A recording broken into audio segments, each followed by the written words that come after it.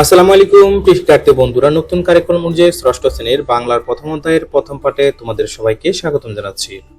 আজকে এই পাঠে আমরা প্রথম অধ্যায়ের মর্যাদা বজায় রেখে যোগাযোগ করি পাঠ সম্পর্কে আলোচনা করব। এখানে বলা হয়েছে পরিস্থিতি অনুযায়ী যোগাযোগ। নিচে কয়েকটি পরিস্থিতির উল্লেখ আছে। এসব পরিস্থিতিতে কি ধরনের যোগাযোগ হয়? ছোট ছোট দলে ভাগ হয়ে আলোচনা করো এবং ভূমিকা অভিনয়ের মাধ্যমে উপস্থাপন করো। তো চলো আমরা প্রথমে পরিস্থিতিগুলো দেখে নিই। পরিস্থিতি একে বলা হয়েছে রাতের খাবার শেষে পরিবারের সবাই মিলে একসাথে কথা বলছি, সারাদিন কে কি করেছি তা নিয়ে কথা হচ্ছে। পরিস্থিতি দুইয়ে বলা হয়েছে মায়ের সঙ্গে ছেঁড়া জুতা সেলাই করাতে গিয়েছি, একজন মুচি রাস্তার মোড়ে বসে আছেন, তার সাথে আমার ও মায়ের কথা হচ্ছে।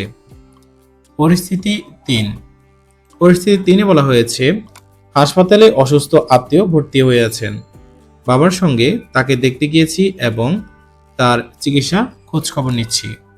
পরিস্থিতি 4 বলা হয়েছে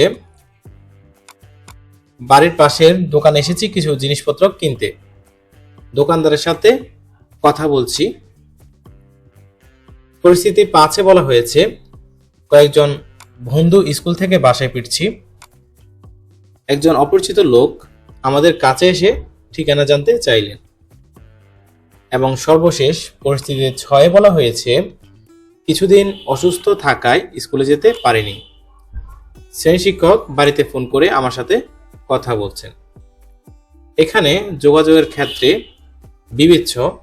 বিভিন্ন পরিস্থিতিতে মর্যাদা বজায় রেখে যোগাযোগের ক্ষেত্রে যেসব বিষয় বিবেচনায় রাখা উচিত বলে তোমার মনে হয় সেগুলো নিচে লেখো। এখানে কয়েকটি গদ দেওয়া আছে, এখানে তুমি সম্ভাব্য উত্তরগুলো লিখতে হবে। তো চলো এখানে সম্ভাব্য উত্তরগুলো আমরা দেখে নিই।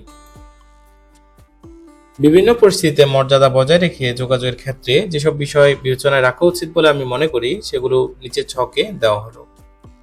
ক, ব্যক্তির বয়স ও তার সাথে সম্পর্কের ধরন অনুযায়ী সম্বোধন করা। খ, গলা স্বর উচ্চস্বর বা অনেক নিচু স্বরে কথা না বলা। গ, ইতিবাচক অঙ্গভঙ্গি, হাত পা এবং শারীরিক অঙ্গভঙ্গি এমন থাকা যেন তা অসম্মান না বোঝায়। ঘ, অন্য ব্যক্তির শারীরিক ও মানসিক অবস্থা বিবেচনা করা। ঙ, যে বিষয়ে আলোচনা হচ্ছে সে প্রসঙ্গের মধ্যে থেকে কথা বলা।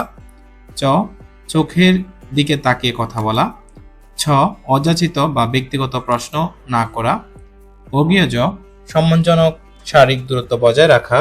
এবং ঝ, স্থান ও পরিস্থিতির রীতিনীতি বিবেচনা করা।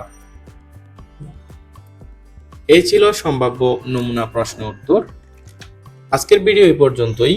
পরবর্তী পাঠে আমরা ভাষার মর্যাদার প্রকার সম্পর্কে জানব এবং বইয়ে দেওয়া প্রশ্নগুলোর উত্তর করার চেষ্টা করব। ধন্যবাদ সবাইকে, দেখা হবে পরবর্তী ভিডিওতে। আল্লাহ হাফেজ।